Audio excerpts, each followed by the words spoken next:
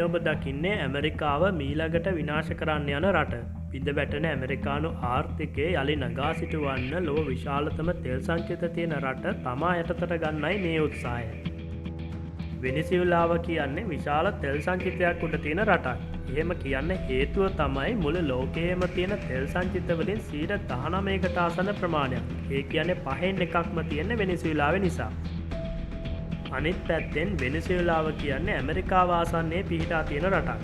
වෙනිසියුලාව හැබැයි ඇමරිකානු හිතවාදී රටක් නෙමෙයි. ඉතින් අද අපේ මේ සොයා බැලීම මුළු ලෝකයටම බලපාන කැරීබියානු මුහුදේ උඩුදුවන මීළඟ අර්බුදය ගැන. සුපුරුදු විදිහට වීඩියෝ එක ඉවර වෙනකම් බලලා හොඳයි කියලා හිතුනොත් අපිව සබ්ස්ක්‍රයිබ් කරන් යන්නත් අමතක කරන්න එපා.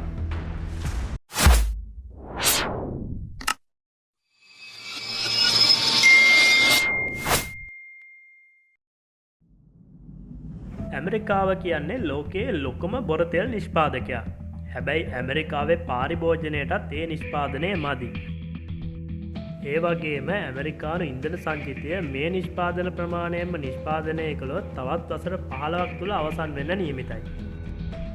අඛණ්ඩ ඉන්ධන සැපයීම ඇමරිකාවට විතරක් නෙමෙයි ලෝකයේ ඕනෑම රටක සර්වයිවල් එක තීරණය කරන ප්‍රධානම සාධකයක්. 1970 වෙනිසියුලානු රජය විසින් ඔවුන්ගේ සියලුම බොරතෙල් කැනීම් කටයුතු රජයට පවරා ගන්න කටයුතු කරනවා.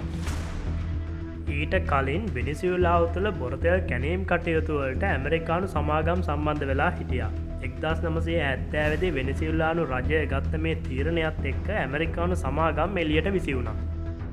හැබැයි අනාගතයේදී වෙනිසියුලානු තෙල් සංචිත ඇමරිකානු පැවැත්ම තීරණය කරන ප්‍රධානම සාධකයක් බවට පත් වෙනවා. දැන් දශක දෙකකට අධික කාලයක ඉඳන් ඇමරිකාව විසින් වෙනිසියුලාවට සම්බාධක පනවලා තියෙනවා ඇමරිකානු ගිවිසුම් වලට වෙනිසියුලාව එකග නොවන නිසා. මෙතනදී සිද්ධ වුණේ වෙනිසියුලානු තෙල් සංචිත වලින් වැඩි ප්‍රමාණයක බලය ඇමරිකානු සමාගම් අතට දෙන්න කියලා ඇමරිකාව කරපු ඉල්ලීම වෙනිසියුලාව විසින් ප්‍රතික්ෂේප කිරීම. ඇමරිකාවට වැදුණු තවත් ලොකු කණේපාරක් තමයි වෙනිසියුලානු තෙල් කැනීම් කටයුතු වලට චීන සමාගම් ආයෝජනය කිරීම. චීනය විසින් ඇමරිකාන මුහුදු සීමාවේ පවතින ලෝ විශාලතම තෙල් සංචිතයට අතපෙවීම ඇමරිකානු පැවැත්මට විශාල තර්ජනයක්. අවස්ථා ගණනාවකදීම වෙනිසියුලාව තුළ ආණ්ඩු විරෝධී කැරළි ඇති කිරීම සහ ජනාධිපති නිකොලස් මදුරෝ ඝාතන සැලසුම් හරහා වත්මන් පාලනය පෙරලන්න ඇමරිකාව උත්සාහ කළා. හැබැයි ඒ හැම අවස්ථාවකම ඇමරිකාව අසාර්ථක වෙනවා. දැන් ඇමරිකාවට තියෙන්නේ ඉරාකයේ සිරියාවේ හෝ ලිබියාවේ කලා වගේ විකල්පයකට යාම විතරයි. ඒ කියන්නේ ආක්‍රමණයක් හෝ හමුදාමය ක්‍රියාමාර්ගයක් අනුගමනය කිරීම. ඇමරිකාව මේ වෙනකොට වෙනිසියුලාව වෙත සම්බාධක පනවල නාවක බාධකයක් යොදවලා තියෙනවා වෙනිසියුලානු තෙල් ප්‍රවාහනය කරන සියලුම නැව් නීති විරෝධී ලෙස සලකා ඇමරිකානු භාරයට ගන්නත් පහර දෙන්නත් පුළුවන් විදියට. ඒ වගේම ඇමරිකාව මේ වෙනකොට වෙනිසියුලානු තෙල් ප්‍රවාහනය කළ එක් ඔයිල් ටැංකර් නෞකාවක් ඇමරිකානු නාවික හමුදා භාරයට අරගෙන තියෙනවා.